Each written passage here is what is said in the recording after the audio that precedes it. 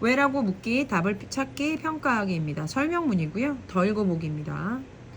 글을 읽을 때 왜라고 묻고 답하며 답을 평가해 보면 깊이 있게 읽을 수 있다라고 해서 주제예요. 그러면 글을 읽을 때 왜라고 묻고 답하며 이렇게 하게 되면 글을 깊이 읽을 수 있다라는 것에 대한 설명을 하고 있는 거죠. 책 읽기 방법을 좀 더 정확하게 알려주기 위해서 특징은 뭐냐면 글쓴이가 생각하는 깊이 있는 책 읽기 단계를 소제 목표로 제시했대요. 네, 처음, 중간, 끝. 근데 소제목이 있습니다. 자, 중간에 왜라고 묻는다. 그다음에 답을 찾아 적는다. 그다음에 답을 평가한다. 그리고 정리하네요. 자, 여러분 흥부전하면 처음입니다. 여러분 흥부전하면 뭐가 생각나죠? 가난한데 자식은 많은 흥부, 부자이지만 못된 놀부가 떠오르죠. 밥주걱으로 얻어맞은 흥부, 다리 다친 제비도 빠뜨릴 수 없죠.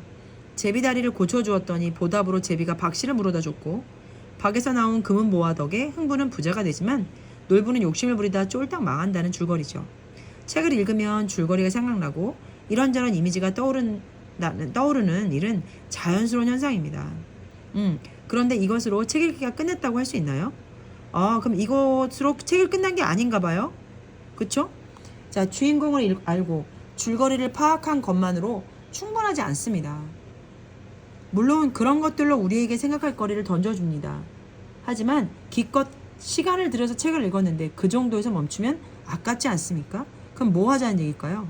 워낙 유명한 이야기라 안 읽은 사람도 그 정도는 알고 있지 않을까요? 자, 유명한 이야기라 안 읽은 사람도 그 정도는 알고 있지 않습니까?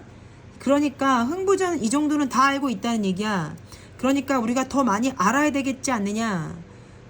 그러니 우리는 좀 더 파고들어야 되지 않겠느냐 라고 하면서 이 파고들어야 한다는 어떤 동기, 파고들자 하면서 책 읽는 방법을 더 알아보자 라고 하면서 동기부여를 주고 있네요. 우리가 지금까지 했던 건 너무 간편하게 겉에만 읽었다.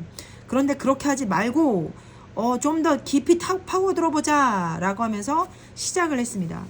자, 그러면서 어떻게 파고드는 걸까요? 왜라고 묻는데요. 그럼 제대로 된 읽기 방법 중에 깊이 읽는 읽기를 하기 위한 첫 단계가 왜라고 묻는 거래요. 흥부전에서 왜라고 물을 수 있는 대목이 꽤 많습니다. 자, 왜 놀부는 흥부를 집에서 내쫓았을까? 왜 흥부는 가난한데도 자식을 20명이나 낳았을까? 왜 제비가 놀부에게 물어다 준 박씨는 흥부의 것과 달랐을까? 와, 재밌네요. 이렇게 물어보는 것이 첫 단계다. 왜라고 물을 수 있으려면 책 내용을 완전히 파악하고 있어야 된대요. 책 내용을 대충 한다면 이 내용에 답을 못하겠네요. 줄거리는 물론이요. 전체 이야기에 어떤 사건이 중요한지도 알아야 됩니다. 흥부전을 읽더라도 착하게 살자는 이야기구나 하고 넘어가면 안 된다는 얘기죠. 그럼 마음속에 왜라는 질문이 떠오를 리 없다는 얘기지. 계속해서 일부러 왜? 이런 연습을 해야 된다는 얘기죠. 질문은 저절로 샘솟지 않습니다. 책을 읽으면서 읽고 난 뒤에 반드시 마음속으로 왜? 라는 질문을 본인이 던져봐야 한다는 얘기죠. 그렇다 보면 책 전체에서 무엇이 중요한지 그리고 무엇을 생각해 봐야 하는지 점차 깨닫게 됩니다. 자, 우리가 지금 가하고 나를 읽었습니다. 이 제목이 왜라고 묻기, 답을 찾기, 평가하기.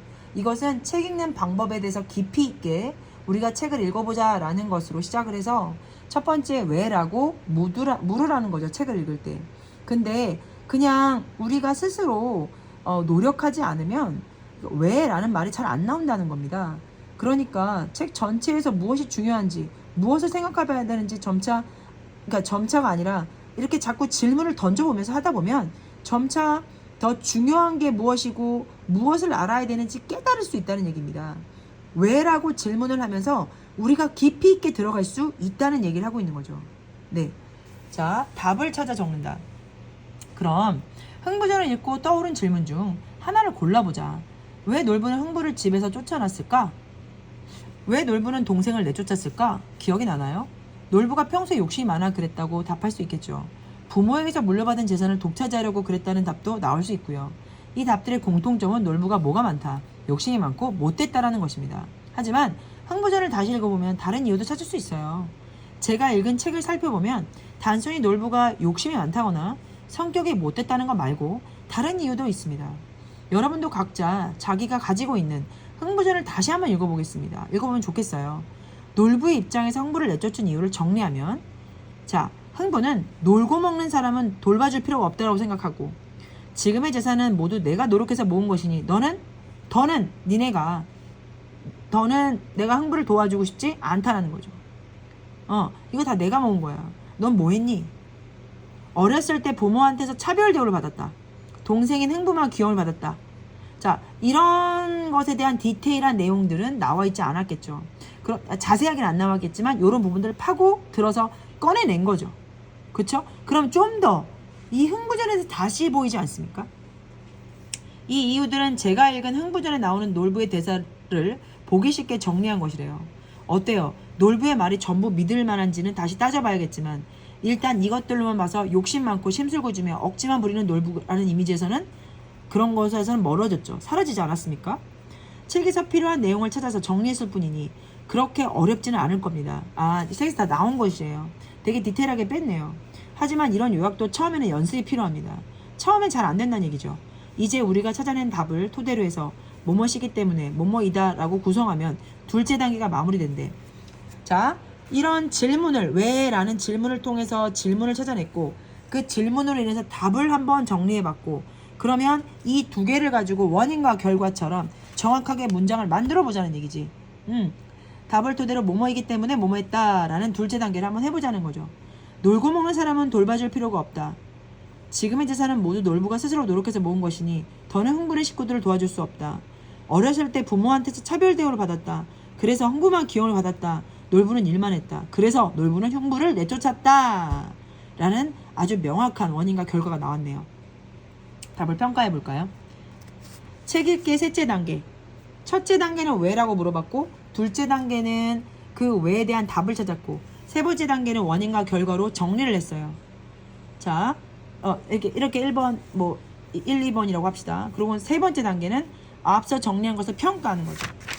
놀부가 이런저런 이유를 대고 흥부를 내쫓았는데 그냥 그렇구나 하고 넘어가는 것이 아니라 그 이유가 과연 말이 되는지 따져보는 것이죠. 여러분 어떻습니까? 여러분 생각에는 놀부가 앞서 제시한 이유 때문에 동생을 내쫓는 것이 옳습니까? 아니면 그래도 동생이니까 집에 있게 하는 것이 옳습니까? 아무리 자기가 재산을 모으는데 도움을 준 바가 없다 해도 동생을 내쫓는 건 그렇죠. 윤리적으로 옳지는 않죠. 형제는 남과 달라요. 이해관계를 따지면서 사이는 사이가 아니라는 거죠. 그리고 어렸을 때부터 놀부가 차별받았다고 했는데 차별은 부모가 한 것이니까 동생은 잘못이 없다. 따라서 그 분풀이를 동생한테 하기에는 잘못된 거라는 거죠. 라고 한다면 이것은 놀부의 생각과는 전혀 또 다른 생각이죠. 그렇다면 둘 중 어느 쪽이 정당할까요? 생각이 복잡해졌습니다. 선뜻 이쪽이다 라고 말할 수는 없죠. 처음에는 단순히 놀부가 심술궂고 욕심이 많아서 동생을 내쫓았다고 여겼지만 이제는 상황이 조금 달라졌습니다.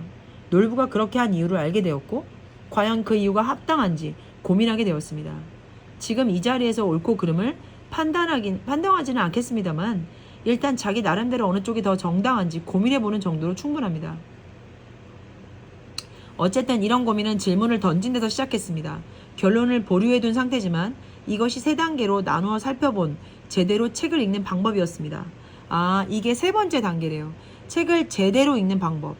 이런 과정을 거치면 책을 읽는다는 것이 단순히 줄거리 파악, 주인공 이름 외우는 데서 끝나는 게 아니라 책을 읽는 것은 매우 적극적인 행위라. 그리고 질문을 던지고 그 질문에 답하고 그 답을 다시 평가해보는 과정이기 때문이라는 거죠. 책을 읽는 것은 매우 적극적인 행위다. 그래서 질문을 던지고 그 질문에 답을 하고 다시 평가해보는 과정이 지금 1번, 2번, 3번이지 않습니까? 그러면서 그걸 평가해보는 거. 네, 이것이 바로 책을 읽는 진정한 파고들기 방법이 아니겠느냐. 자, 정리입니다. 지금까지 제대로 책을 읽는 방법에 대해서 말했지만 책 읽기가 재미있겠다고 흥미를 느끼기보다는 오히려 일이 많아졌다고 부담스러워할까봐 걱정이 되네요. 역시 책 읽기는 어렵다. 포기하겠다라는 건 않겠죠? 영화나 텔레비전 게임과는 다르지만 책 역시 재미있게 읽을 수는 있습니다. 라고 하면서 독자에게 제대로 책 읽기를 권유하는 거죠. 독자에게 왜라고 물으면서 답을 찾아보고 그리고 나서 그 답에 대한 답을 달아보고 그 다음에 평가를 하는 과정. 이것을 제대로 책 읽기라고 얘기를 합니다. 이것을 통해서 제대로 책 읽기를 통해서 너희가 부담스러워하지 말았으면 좋겠고 이것 또한 책의 재미있는 읽기 방법이다 라고 얘기를 하고 있네요. 설명문이었고요. 가나 다라 마로 연결을 해서 설명을 했는데 바로 특징은 깊이 있는 책 읽기 단계를 소제목별로 제시했고 흥부전을 예로 들어서 설명해 독자 이해를 도왔습니다. 자, 이것도 한번 문제를 한번 풀어보시면 되겠습니다.